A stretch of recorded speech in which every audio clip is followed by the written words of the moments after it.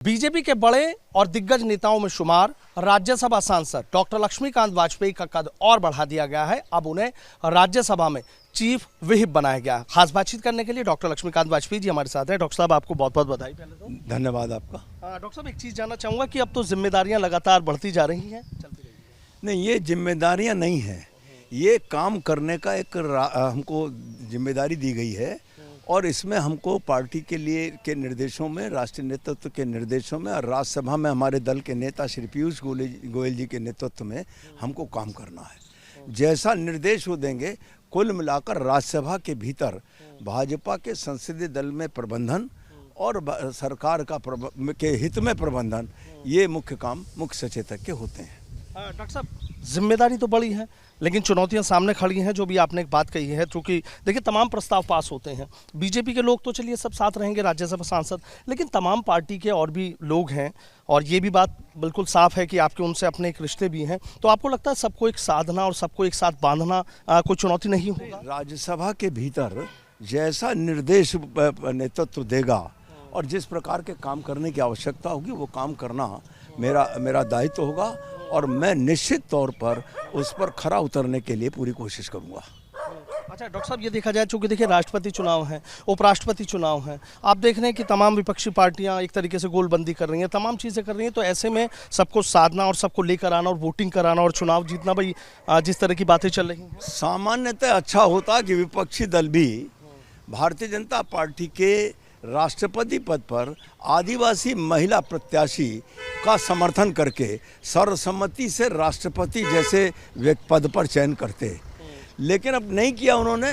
तो भी राष्ट्रपति भी और उपराष्ट्रपति भी भारतीय जनता पार्टी का जीतेगा, इसमें कोई संदेह नहीं है। अच्छा डॉक्टर साहब, जिस तरह की बात है, देखिए ब्राह्मणों के एक बड़े चेहरे के तौर पर आपकी गिनती होती है, आप उसको लेकर जाने जाते हैं। पहले राज्यसभा सांसद बनाया गया, अब आप देख रहे हैं कि चीफ व्हिप बनाया गया है राज्यसभा में। तो लगातार जो जिम्मेदारियां दी जा रही हैं, नेता तो और भी हैं, लेकिन जो बात निकल कर सामने आ रही है, चर्चा चल रही है कि डॉक्टर लक्ष्मीकांत वाजपेयी वहाँ फिट बैठते थे। निश्चित तौर पर मैं अगर इसको कहूँ तो मैं इसको ब्राह्मण के तौर पर कम, भाजपा के कार्यकर्ता के तौर पर ज़्यादा मानता हूँ।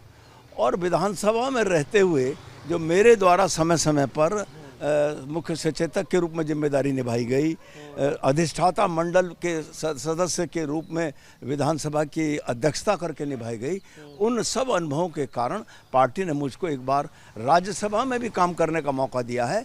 ये मेरा टर्म क्योंकि पहली बार है, इसलिए मैं इस सत्र में, जो पहला सत्र होगा, इसमें तो बैठकर सीखूंगा राज्यसभा की प्रक्रिया और उसके बाद पार्टी के निर्देश के अनुसार जैसा आवश्यक होगा राज्यसभा में काम करूंगा। अच्छा, तो डॉक्टर साहब ये तो मानते हैं ना कि जिम्मेदारियां तो बड़ी ही हैं और जैसे आप कह रहे हैं कि भी पहले तमाम चीज़ें देखनी हैं और उसके बाद तमाम चीज़ें करनी हैं, तो लगता है कि और चीज़ें बेहतर होंगी अब?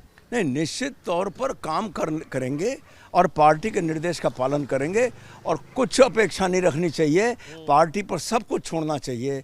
पार्टी समय पर जिससे जो काम लेना वो लेती रहेगी। देखिए ये बात भी है कि 2024 तो नज़दीक है, तो आपको लग रहा है कि वो, चूंकि बीजेपी तो हमेशा एक चीज़ कहा जाता है बीजेपी के लिए कि हमेशा चुनाव मूड में रहती है, तो ये माना जाए कि कहीं ना कहीं जो 2024 है उसकी किलेबंदी भी कहीं ना कहीं शुरू हो गई?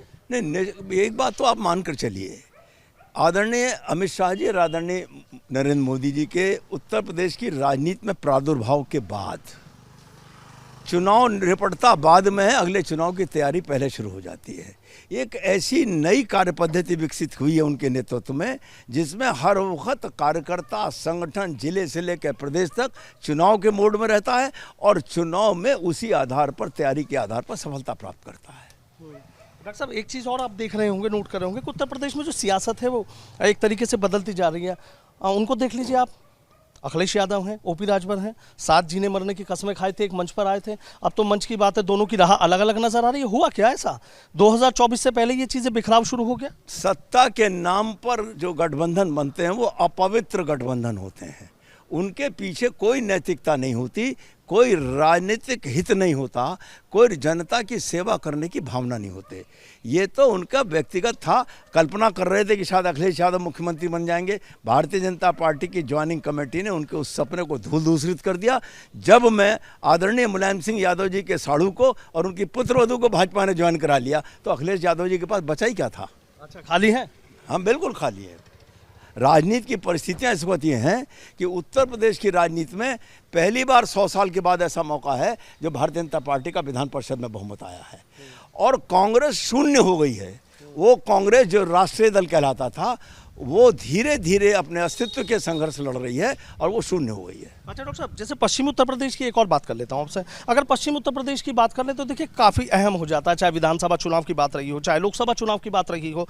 लेकिन अब चूंकि जयंत चौधरी आपने देखा समाजवादी पार्टी से गठबंधन हो गया और अब उन्होंने एक और नया कार्ड खेला है कि भाई जो उनकी निधि है, जो विधायक हैं उनके तमाम जो 8 विधायक हैं उनकी जो निधि है वो एससी और तमाम इस तरह की जो अनुसूचित जाति हैं उनके ऊपर कहीं ना कहीं खर्च करने की बात की गई। तो आपको लगता है कि इससे 2024 की राह वो कुछ आसान कर पाएंगे और पश्चिम में और ज़्यादा मजबूत हो पाएंगे?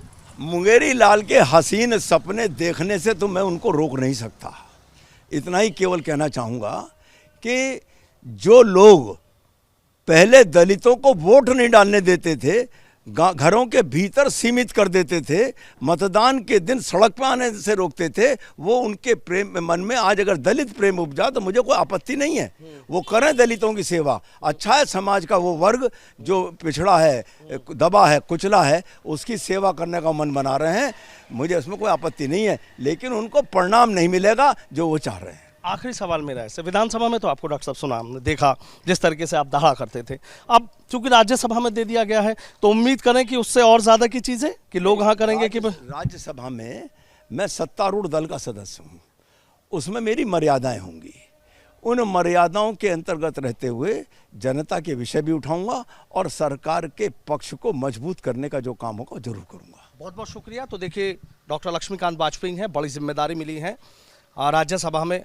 चीफ व्हिप बनाया गया है। कहना है कि जनता की जो बातें हैं उनको भी रखेंगे और सरकार जिस तरीके से निर्देश देगी या जिस तरह की सरकार की एक मंशा है कि सबको साथ लेकर चलने वाली बात है, उसको भी जितना हो सकेगा बेहतर से बेहतर करूंगा और मजबूत भी करूंगा। वीडियो जर्नलिस्ट सत्येंद्र सिंह के साथ सनुज शर्मा, एबीपी गंगा, मेरठ।